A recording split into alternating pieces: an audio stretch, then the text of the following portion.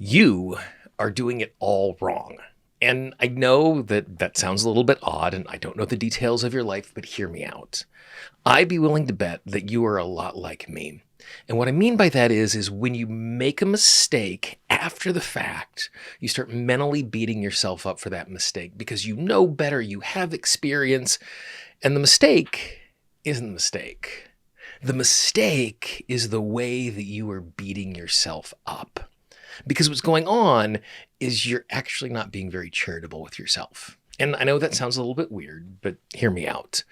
This week, as we continue the Transformational Fundamentals series, we're going to be talking about the fact that you are always making the best possible choice that you can. And of the entire series, I think this is the most controversial claim, at least on the surface. But once we dive in, you're going to see that not only are you going to agree with me, but when you understand it, it's going to make healing and transformation so much easier. This is Monterastelli, and welcome to the Tapping Q&A podcast, recorded live to tape from Williamsburg in Brooklyn. This is episode 565, originally aired June 28th, 2023. Hi, everyone. I hope this finds you well wherever you are and whatever time of your day you get a chance to join me. Thanks for spending some time with me today. So welcome to part 3 of our series, where we're going to talk about how we're always making the best possible choice based on the information we have and the resource state that we are in. Now, as we navigate our way through this today, I'm going to be spending some time about the subconscious mind and how those beliefs impact us and the emotion that comes after it. And the tool that I use to transform the subconscious mind is something that is called tapping. Now, if you are new to tapping, all you need to do is follow the little red arrow in the upper right-hand corner. That will take you to learntotap.com, which will show you all the basics so that when we get into tapping in this video and any other video that I share with you, you're going to know what's going on. Let's take a look at the fundamental that we're talking about this week. We are always making the best choice possible based on the information we have and the resource state that we are in. And that statement has 3 key parts to it, and I want to break them down and look at each part one at a time. But what we're going to do is we're going to start with part 2 and part 3 and then come back to part number 1. So again, we're always making the best possible choices based on the information we have and the resource state that we are in. So part 1, the information that we have. One of the reasons why we are really likely to beat ourselves up after the fact is because we're in a circumstance that we now have perfect information, or we now have more perfect information. I'm sure you're very much like me. At some point you have said to yourself, if I only knew back then what I know now. Which is a true thing, that when we have new information, we would make new choices. But again, we're being really uncharitable with ourselves if we're in a situation where we are judging our past self on the information we have today. Because obviously, if you had different information, you would make a different choice. And so when we judge ourselves based on what we know now, not what we know then, we're going to be much, much harsher on ourselves. So we make the best possible choice based on the information we have and the resource state that we're in. So let's look at that third part of the statement there, the resource state that we are in. Now, when I use the term resource state, what I'm talking about is how you feel inside of your body. Are you tired? Are you hungry? Are you sick? Have you had a glass of wine? Are you on some cold medicine? Did you have a really, really rough day at work? Are you having a fight with someone who's really, really close to you? All of those things in our experience impact our resource state. That is the amount of resource I have in a given moment. I am going to do a much better job at about anything in my life if I'm doing it after a good night's sleep versus after getting off of a red-eye flight where I was sat in the middle between 2 people who were making noise all night and I couldn't sleep. Like, it impacts what's going on.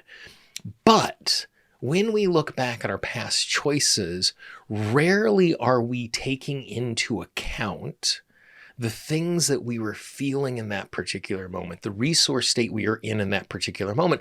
Because as I'm looking back on my past, I'm doing it in a way where typically I'm in a much better resource state as I'm evaluating that past, and it's hard to remember what it's like. You will see people now wearing t-shirts that say, don't judge me for the things I said when I was hungry.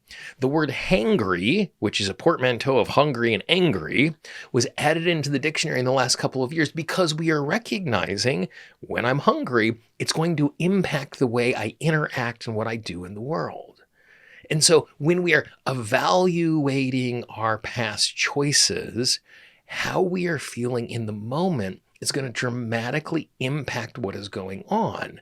And so it is, again, uncharitable if I am in a situation where I was really, really tired when I was doing that thing and I didn't live up to my normal standard, for me to beat myself up for not living up to my normal standard.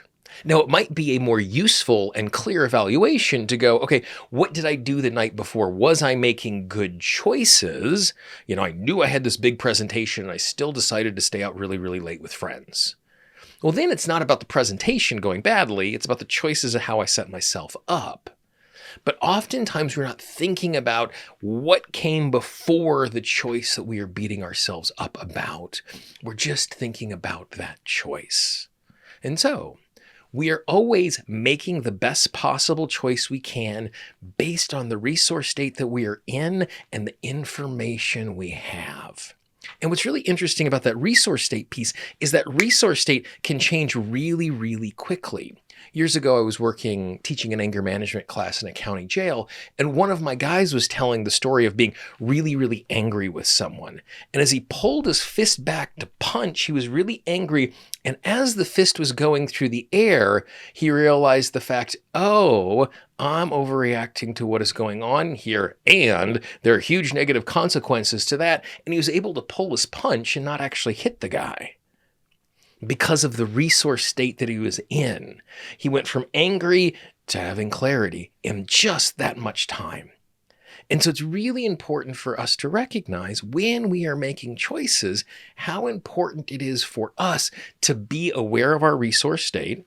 But as we're looking back and we're evaluating and we're judging ourselves, we need to bring that context in, because if not, what we're going to be doing is we're going to be holding ourselves to an unrealistic standard. It is unrealistic for me to make many perfect choices at work if I'm really, really sick, or if I'm really, really tired, or if I'm really worried about what is happening to a loved one. And so as we are looking to make better choices, as we're looking back to our past and we're evaluating ourselves, we really need to take into context what was going on in that particular moment. So now that we recognize that, this gives us two tools to help us navigate the day in a way where we're able to make better choices, but we're also able to be more charitable with ourselves. The first is, as we are looking back and we are evaluating our past, it's important for us to think about the context in which that opportunity, which that choice, which that mistake, which that whatever thing was happening within. Because we almost always look at the action and the outcome, but we don't look at the context. And so for me, the way I do something like that is the tapping is really, really simple. I recognize the fact my choices in the past were impacted by how I was feeling in that particular moment and the information I had. And I was not in a perfect resource state. And I had incomplete information. And so I recognized the fact I was making the best possible choice in that moment based on the information I had and the resource state that I was in. I need to take responsibility for my choices. I need to take responsibility for the outcome of those choices. But as I am evaluating and I am judging myself, I give myself permission to recognize the context that is happening within, and evaluating myself, not just on my choices, not just on the outcome, but also on the context. And so if you tap through something like that, what it's going to allow you to do is it's going to allow you to more honestly and charitably look at your past actions and You're not giving yourself a pass when you do that. So often when we place context around something for ourselves, we think we're letting ourselves off easy. But if someone in your life did the exact same thing, you would want them to understand the context. You would want them to evaluate themselves more clearly and more honestly. And so being in this situation where we are able to bring that context to bear as we think about this particular experience, it's going to make it so much easier for us to understand what is going on in the past so we can learn from it, but also assess ourselves clearly. Take responsibility for it, but don't over-punish ourselves in that scenario. The second thing that this does for me is instead of just looking at how it impacts my past, it's also good and useful as I look at moving forward. So if the choices I make are based on, are impacted by the information I have and the resource state that I'm in, then if I can be in a situation where I can change my resource state before I take an action, or I can change the information before I take an action, I'm much more likely to be satisfied with that. One of the concepts I've been teaching a lot over the course of the last year is this idea of first action, best action. And what that means is, what is the first action I can take to ensure the best action? And in this case, it's something as simple as transforming our resource state. So for me, when I'm sitting here in my office at my desk and I'm about to do something difficult, before I do that difficult thing, I ask, okay, what's one thing I can do, a first action that will make this the best action? And since we recognize our resource state is such a big impact on that particular thing, then all I'm going to do, and I'd encourage you to tap along with me because I'm sure you have something to do after you consume this, just go like this. I recognize the fact. How I feel in this moment is going to impact what I'm doing. And so I give myself permission to release and let go of any tension.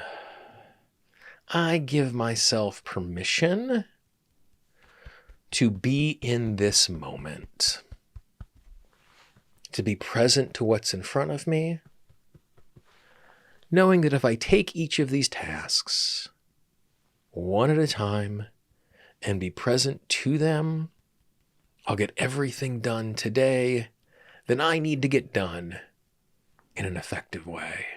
Nice deep breath. And so just as I tap through that, even though I wasn't specifically thinking about what's next because I'm recording this, immediately my entire system relaxed. Immediately I was more present in the moment, which means whatever comes next is probably going to be done in a more effective way, in a more grounded way, in a more present way. And if that's the fact, and if that's the case, then I'm going to be judging myself looking back much less because I'll have done a better job in this particular moment. That is transformational fundamental number 3. We are always making the best choice possible based on the information we have in the resource state that we are in.